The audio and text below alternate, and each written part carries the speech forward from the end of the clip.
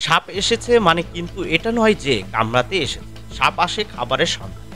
সাপ দেখলে অনেকে খুব ভয় পায়, অনেকে আবার ভাবেন সাপ মানে বিষাক্ত। তাই সাপ থেকে দূরে থাকাই ভালো।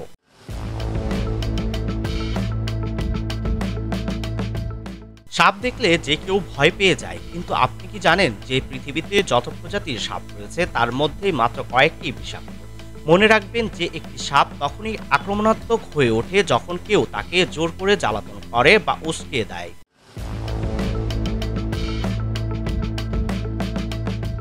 প্রসঙ্গত, মেদিনীপুর সংলগ্ন এলাকায় বিষাক্ত সাপ হিসেবে গোক্র, কেউটে, চন্দ্রবুড়া, কালাচা সহ একাধিক সাপ দেখা যায়। শুধু তাই নয়, একাধিক বিষাক্ত সাপ রয়েছে। বিষমুক্ত একাধিক সাপ বেশিরভাগ সময় ঘরের মধ্যে প্রবেশ করে।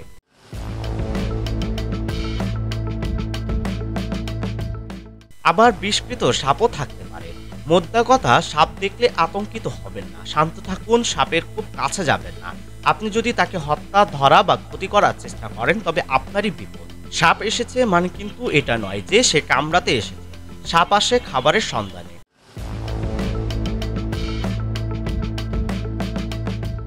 ছবি এবং ভিডিও নিতে পারেন সাপ। অবিলম্বে ছবি বন দফতরে পাঠান। ঠিকানা, জিপিএস লোকেশন শেয়ার করুন। কোনোভাবেই সাপকে আঘাত করবেন না।